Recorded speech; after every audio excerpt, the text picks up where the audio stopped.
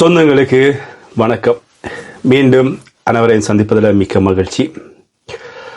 இந்த வீடியோவில் ஒரு முக்கியமான விடயம் சம்பந்தமாக பார்க்க போகிறோம். டாக்டர் ராமநாதன் அர்ச்சுனா சம்பந்தமாக ஒரு அவதூறு ஒன்று பரப்பப்பட்டு வருகிறது ஒரு ஊடகம் ஒன்றில். இது சம்பந்தமாக தான் இந்த வீடியோவில் ஃபுல்லாக பார்க்கலாம். இந்த வீடியோக்குள்ளே போவதற்கு முன்பதாக என்னுடைய சேனலுக்கு வருபவர்கள் என்னுடைய சேனலை சப்ஸ்கிரைப் பண்ணி ஆதரவு தருகின்ற வீடியோ பார்க்கின்ற எல்லாருக்கும் கோடான கோடி நன்றிகள். அது மட்டும் இல்லாமல் தொடர்ச்சியாக நீங்கள் தருகின்ற ஆதரவால் தான் நாங்களும் தொடர்ச்சியாக வீடியோக்கள் போடக்கூடியதாக இருக்கிறது. அந்த வகையில் எல்லாருக்குமே மனமார்ந்த நன்றிகள். சரி, இந்த வீடியோவில் என்ன விடயம் சம்பந்தமாக பார்க்க போகிறோம் அப்படின்னு சொன்னால், இது ஒரு முக்கியமான விஷயம்தான். டாக்டரும் கௌரவ பாராளுமன்ற உறுப்பினருமாக இருக்கிற அர்ச்சுனா ராமநாதன் அவர்கள் பற்றிய ஒரு அவதூறு ஒன்றை ஒரு ஊடகம் ஒன்று செய்தியாக வெளியிட்டிருக்கிறது. இதுக்கு பின்னாடி என்ன நடந்திருக்கிறது அப்படின்ற எல்லா விஷயத்தையும் வீடியோவில் ஃபுல்லாக பார்க்கலாம். வாங்க வீடியோக்குள்ள போவோம். நான் உங்க தோழன் ரதன்.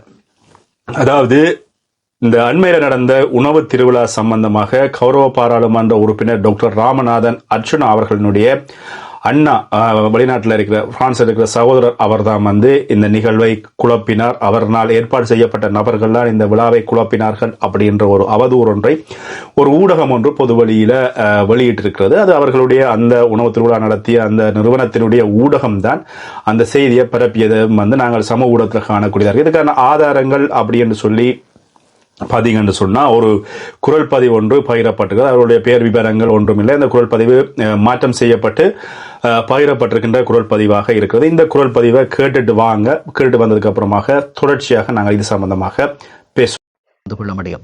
இதனை வளர்ச்சிப்பது போல ஒரு குரல் பதிவு எங்களுக்கு கிடைக்கப்பட்டிருக்கிறது. குறிப்பாக பிரான்சில் இருக்கக்கூடிய இலங்கையினுடைய ஒரு பிரபலமாக காட்டிக்கொள்வதற்காக அல்லது சமூக ஊடகங்களில் தன்னை பிரபலமாக வைத்துக் கொள்வதற்காக அடிக்கடி சர்ச்சையான கருத்துக்களை சொல்லுகின்றவர், பலராலும் மனநோயாளி என்று சொல்லக்கூடியவர் அல்லது பைத்தியகாரன் என்றே மிக தெளிவாக சக உறுப்பினர்களால் விமர்சிக்கப்படுகின்றவர் அல்லது தொடர்ச்சியாக முன்னுக்கு பின் முரணான கருத்துக்களை சொல்லக்கூடிய ஒரு அரசியல் பிரமுகருடைய சகோதரர் அவர் குறிப்பிடுகிறாராம். எப்படி என்று சொன்னால், நாங்கள் தான் பேருந்தை பதிவு செய்து இவர்களை எல்லாம் அனுப்பி வைத்தோம் அங்கு இதை குழப்புவதற்காக என்று சொல்லி அவர் பலரிடம் சொன்னதாக இதை கேட்டு ஒருவர் சொல்லக்கூடிய ஒரு குரல் பதிவை காணக்கூடியதாக இருந்தது. ஆக திட்டமிட்டு இந்த விவகாரத்தை இவர்கள் ஏற்படுத்தி இருக்கிறார்களா என்கின்ற கேள்வி ஒரு புறம் இருக்க, இன்னொரு புறமாக இவர்களுடைய முயற்சி அல்லது இவர்களுடைய முகத்தில் கரிபூசப்பட்டிருக்கிறது என்பதனை மறுக்க முடியாது. குறிப்பாக ஸ்ரீலங்காவினுடைய நாடாளுமன்ற சிறப்புரிமையை பயன்படுத்தி ஒரு நாடாளுமன்ற உறுப்பினர் ரீச்சா வளாகத்திலே ஒவ்வாத அல்லது பாவனைக்கு உட்படுத்தக்கூடாத ரசாயன பொருட்கள் பயன்படுத்தப்படுவதாக குற்றம் சாட்டுகிறார். அன்றைய தினம் இரவு வேளை ரீச்சாவில் சனக்கூட்டம் மிகப்பெரிய அளவில் இருக்கிறது. இதற்கு அடுத்த நாள் சொல்லிக்கொள்ள முடியாத அளவுக்கு ஒரு சனக்கூட்டம் வருகிறது. அந்த சனக்கூட்டத்தை கட்டுப்படுத்த முடியாமல் அவர்கள் எல்லோருக்கும் போதுமான உணவுகளை வழங்க முடியாத ஒரு நிலை ஏற்படுகிறது. திடீரென உருவாக்கி இருக்கக்கூடிய இந்த கூட்டத்தை கட்டுப்படுத்த முடியவில்லை. ஆகவே அந்த நிகழ்வு இடைநிறுத்தப்படுகிறது. இது இங்கு இப்படி இருக்கக்கூடிய நிலையில் இவர்கள் இந்த விவகாரத்தை திட்டமிட்டு செய்தார்களா? இந்த குரல் பதிவை நீங்கள் கேட்கின்ற போது இது உங்களுக்கு மிக தெளிவாக தெரியும். அவர் தான் அந்த கொஞ்சம் பேரை அனுப்பினார். ஒரு பொம்பளை ஒன்று பேசி செல்லும், அந்த பொம்பளை தான் அவர் தான் செட்டப் பண்ணி அனுப்பினார். எப்படி வருதா குழப்புற ஐடியாவில் அப்படி வருதா முன்னுக்கு எல்லாம் செட்டப் பண்ணிட்டாரு பண்ணி அதை இவர் அண்ணா இன்னொரு ஆளுக்கு சொல்லி இருந்தேன், பெரிய பிரான்ஸ் அண்ணா. அதுதான் நான் சொல்லணும் அடிச்சு நான் எந்த வேலை வாய்ப்பு கொடுக்குற ஒரு ஆளுக்கு பள்ளிக்கூட எங்களுக்கு பெரிய ஆத்திரமான கொடுத்து அப்படி செய்யணுமோ அப்படித்தான் அதான் அப்படித்தான் செய்திருக்கிறேன்.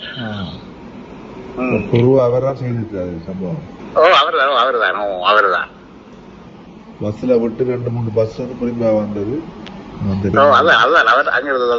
அந்த பிள்ளை என்ன கொஞ்சம் தமிழ்லயே வித்தியாசம் தெரியுது கதைக்கிறது பாத்துனீங்களா? அந்த பிள்ளைய தெரியுமா உங்களுக்கு? இல்ல அது அவர் சொல்லி இருக்கிறார், அவையில தான் அனுப்பினாரு. இவருக்கு சொல்லி என்ன பேர் அவருக்கு?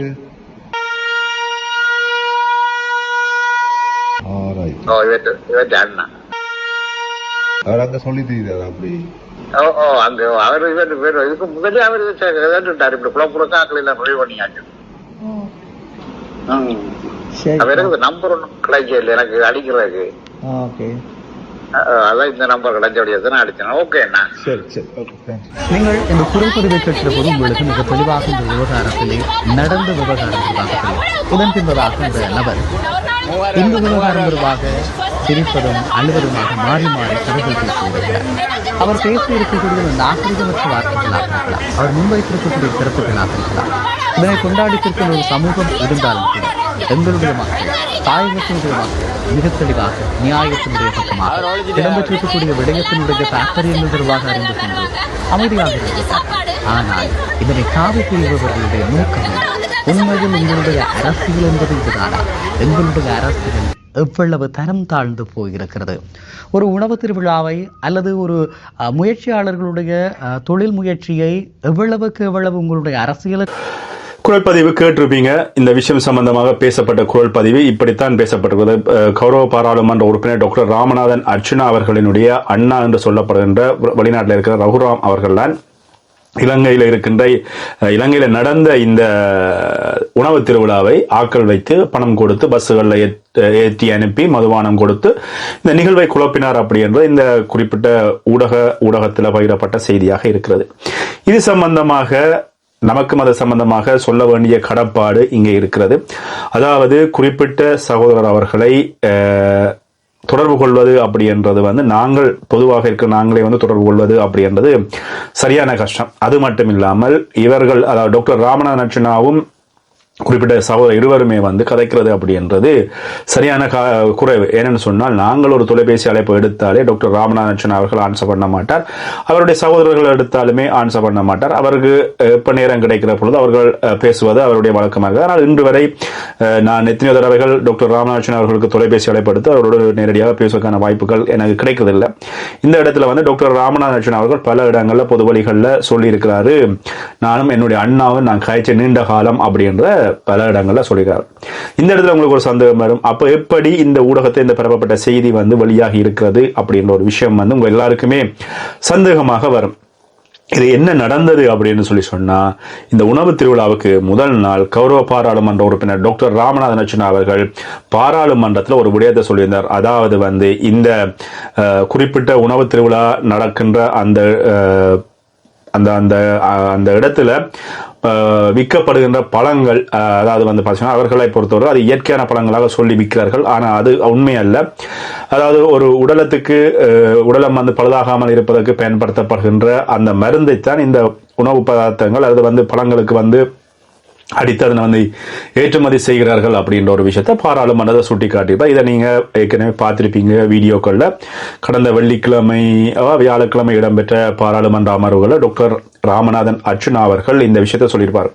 இதுல ரெண்டு விஷயத்தை நாங்கள் நோக்க வேணும். ஒன்று இந்த விஷயத்தை அவர்கள் பாராளுமன்றத்தில் டாக்டர் ராமநாதன் அர்ச்சுனா அவர்கள் பகிர்கின்ற பொழுது அவர்களுக்கு இது சம்பந்தமாக ஒன்று அந்த குறிப்பிட்ட உணவு திருவிழா நடந்து கொண்டிருக்கின்ற பொழுது இதனால சுகாதார பரிசோதகர்களோ அல்லது சுகாதார திணைக்களமோ அல்லது வேறொரு பக்கத்தால இவர்களுக்கு பிரச்சனை வரும் என்பதற்காகவே ஒன்றில் அந்த குறிப்பிட்ட நிறுவனம் கூட சில நேரங்களில் திட்டமிட்ட ரீதியில ஆட்களை இறக்கி இந்த விஷயத்தை செஞ்சிருக்கலாம் அப்படின்னு சொல்லி பார்க்கலாம். அல்லது இன்னொரு அரசியல் கட்சியினுடைய பெயர்கள் சொல்லப்பட்டது. என்ன காரணம் அப்படின்னு சொன்னா, இவர்கள் அதாவது இந்த உணவு திருவிழா நடந்த பகுதி அது மட்டுமில்லாமல் வன்னி பெருநிலப்பரப்பை கொண்ட பகுதியாக அந்த பகுதி இருக்கிறதுனாலேயே அந்த பகுதியில் இருக்கிற மக்களினுடைய வாக்குகள் இவர், அதாவது இந்த குறிப்பிட்ட நிறுவனத்தினுடைய முதலாளி நாளை மாகாண சபை தேர்தலில் வாக்கு கேட்கின்ற பொழுது, வாக்கு சேகரிக்கின்ற பொழுது நிச்சயமாக அந்த இடத்துல இவருக்கான வாக்குகள் கூடுகின்ற பொழுது அங்கே இருக்கின்ற இன்னொரு அரசியல் கட்சியினுடைய வாக்குகள் குறையும்.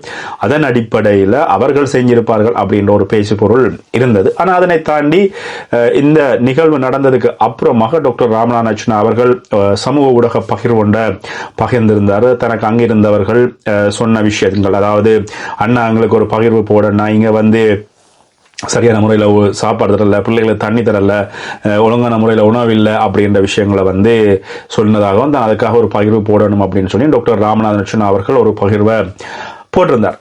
இந்த விடயங்களை அடிப்படையாக கொண்டு குறிப்பிட்ட ஊடகம் ஒன்றுல வந்து, அதாவது அவர்களுடைய ஊடகம் ஒன்று வந்து டாக்டர் ராமநாதன் அர்ச்சுனா மீதும் அவருடைய குடும்பத்தினர் மீதும் பழி வாங்குவதற்காக திட்டமிட்ட ரீதியில வந்து ஒரு குரல் பதிவேற்றம் செஞ்சு அந்த குரல் பதிவை வந்து பொது வழியில வெளியிட்டிருக்கிறார்கள். பொது வழியில வெளியிட்டது மட்டும் இல்லாமல் குறிப்பிட்ட சகோதரர் தான் இதை செய்தார் அப்படின்னு சொல்லி ஒரு விஷயம் சொல்லப்படுறது. எனக்கு தெரிஞ்ச வரைக்கும் அவரோடு அந்த ராமநாதன் அர்ச்சுனாவுடைய அண்ணாவோடு அப்பப்போ நாங்கள் தொலைபேசி அழைப்புகள் கதைக்கின்ற பொழுது அவர் தான் உண்டு தன் பாடுண்டு அப்படின்னு சொல்லி இருக்கிறவர். டாக்டர் ராமநாதன் அர்ச்சுனாவுடைய அரசியலுக்கான ஆதரவை எங்களைப் போல வழங்குகின்ற ஒரு ஆதரவாளரை ஒழிய அவருக்கு இதுக்கான நிதியியலோ அல்லது வந்து அவருடைய பொருளாதார ரீதியாக அதுக்கு அவ்வளவுக்கு அவர் தயார்படுத்தல இருப்பார் அப்படின்ற அளவுக்கு ஆதாரங்கள் இல்லை. அது மட்டுமில்ல அவரை பொறுத்தவரை அவர் அன்றாட வேலைக்கு போறது, அதுல வருகின்ற வருமானத்தை வச்சுக்கொண்டு தன்னுடைய வாழ்க்கையை வாழ்ந்து கொண்டிருக்கின்ற ஒரு சராசரி நபராக தான் இருக்கிறார் என்னுடைய அறிவு கட்டிய வரையில். அதனால அதுக்கான வாய்ப்புகள் இல்லை. இது ஒரு திட்டமிட்ட ரீதியில வந்து இவர்களால் சொல்லப்பட்ட ஒரு தகவலாக இருக்கிறது. சரி, இது சம்பந்தமாக அவருடைய அண்ணா டாக்டர் ராமநாதன் அவர்களுடைய அண்ணா வந்து ஒரு பகிர்வை வந்து வெளியிட்டிருக்காரு. அதை வந்து பார்த்துட்டு தொடர்ந்து பேசுவோம். பெறப்பட்ட சிங்கள நபர் ஒருவரால் தரப்பட்ட லஞ்சம் கையூட்டை பெற்றுக் கொள்ளாதமைக்காக 2001ஆம் ஆண்டு தமிழீழ தேசிய தலைவர் அவர்கள் எமது நிர்வாக ரீதியான சந்திப்பின் போது என்னை தனிப்பட்ட ரீதியிலே பாராட்டை தந்திருந்தார்.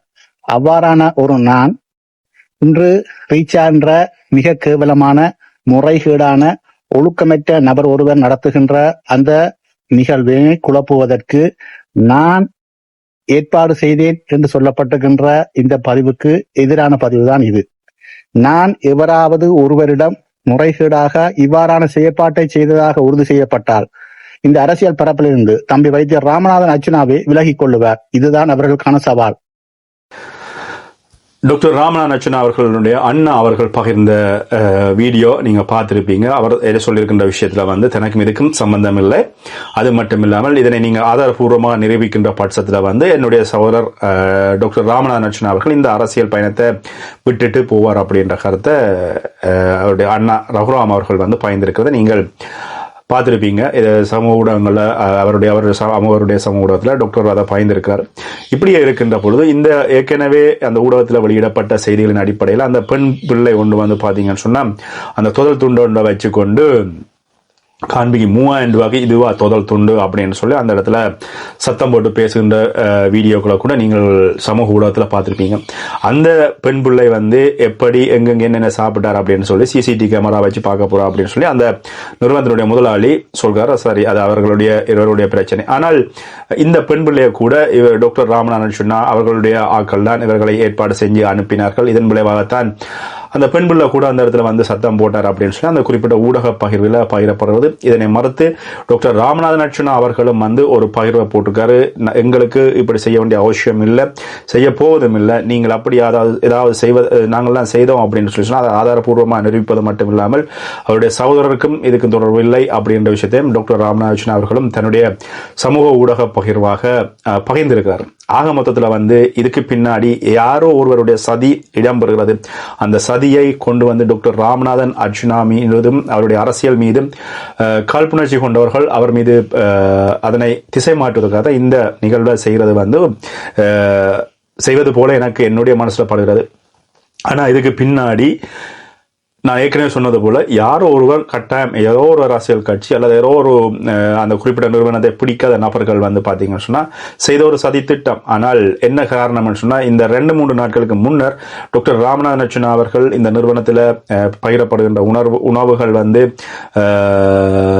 மருந்து தெளிக்கப்பட்ட பொருட்களை விற்கப்படுகின்றது அப்படின்னு சொல்லி சொன்ன ஒரு விஷயம் காரணமாக, அது மட்டும் இல்லாமல் இந்த நிகழ்வு நடந்ததுக்கு அப்புறமாக வந்து டாக்டர் ராமநாதன் அர்ச்சுனா அவர்கள் ஒரு பகிர்ந்த வலியொலி பகிர்வை வச்சுக்கொண்டு இந்த குறிப்பிட்ட ஊடகத்தில் வந்து இவ்வாறான செய்திகளை வந்து பரப்பி இருக்கிறார்கள். ஆனால் இது ஏற்புடையதா இல்லையா அப்படின்னு சொல்லி பகிரங்க சவாலை வந்து அவங்களுடைய அண்ணா ரகுராம் அவர்களும் வந்து பொது வழியில் விட்டிருக்கிறாரு. இதுக்கு அந்த ஊடகம் அந்த ஆதாரங்களை வெளியிட்டு அல்லது டாக்டர் ராமநாதன் அர்ச்சுனா அவர்கள்லாம் செய்தார் அப்படின்றத நிரூபிக்குமா அப்படின்றத பொறுத்திருந்து பார்ப்போம். உங்களுடைய கருத்துக்களை சொல்லுங்க.